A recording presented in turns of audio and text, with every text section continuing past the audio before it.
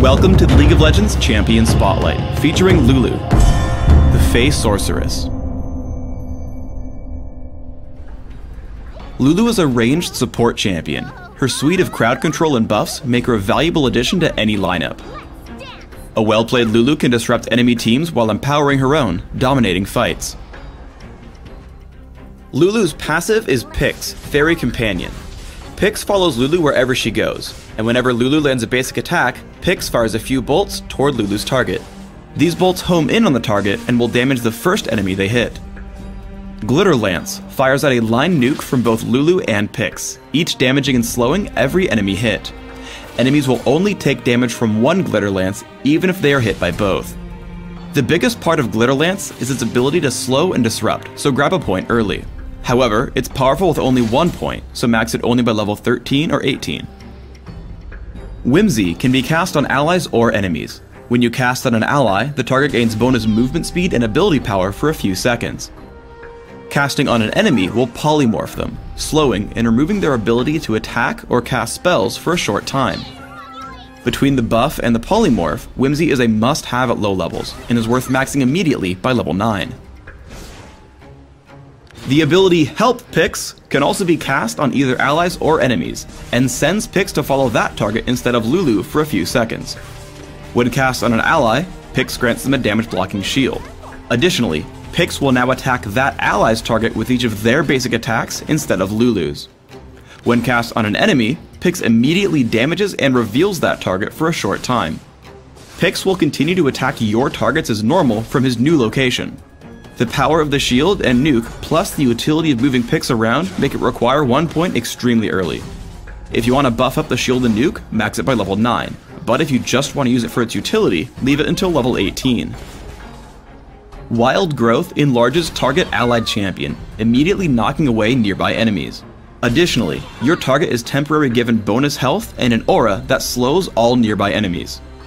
Because of the power of Wild Growth, you'll want to rank it as soon as possible, at level 6, 11, and 16.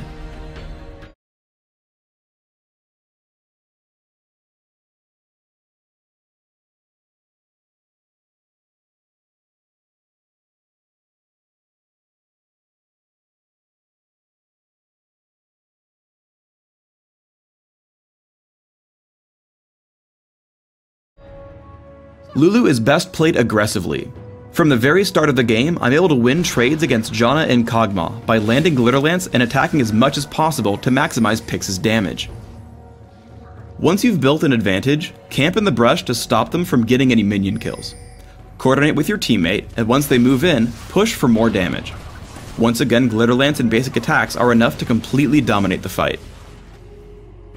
When casting Glitter Lance, pulling your mouse cursor close to your champion will make both lances shoot in different directions. This way, I'm able to lead both Janna and Kog'Maw for slows, though Janna turns and runs. The slow lets us push Kog'Maw back again and continue to dominate the lane. When playing aggressively, you want to make sure you ward your lane to watch for ganks. Here I place a ward right at the exit of their ancient golem camp, to watch for their mid lane and jungler. In close battles, target friendly attack damage carries with Help Pix.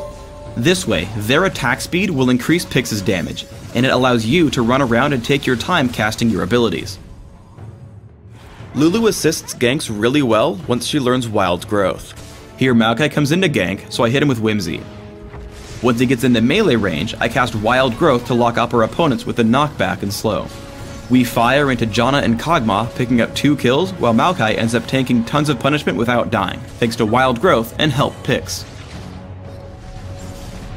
When your team attempts to kill Baron, save Whimsy for any potential steal attempts. Here Lee Sin comes in to steal Baron, so I tag him with Whimsy and our team turns to focus him down. We pick up the kill, and then Baron uncontested. Proper timing can crowd control important enemies for a long time. We dive into the enemy base and Maokai initiates on Janna. I target him with Wild Growth to lock up Janna. Once the stun ends, I hit her with Whimsy.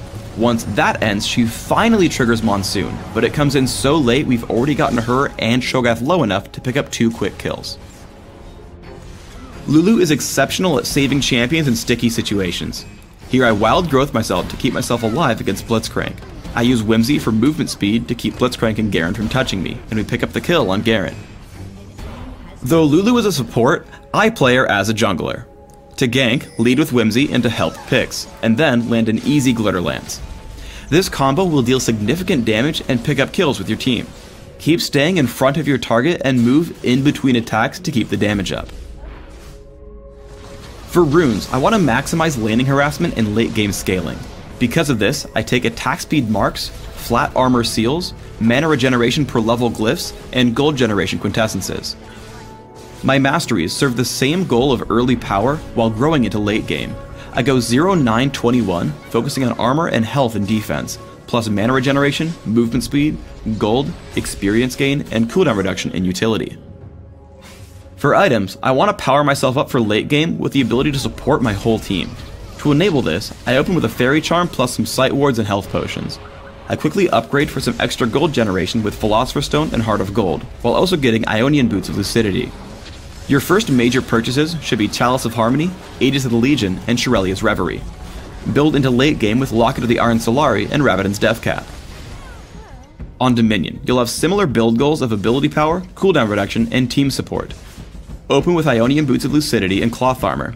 Rush as many ores as possible with Aegis of the Legion, Shirelia's Reverie, Zeke's Herald, and Will of the Ancients. Top off your build with Rabadon's Deathcap for a nice boost of ability power.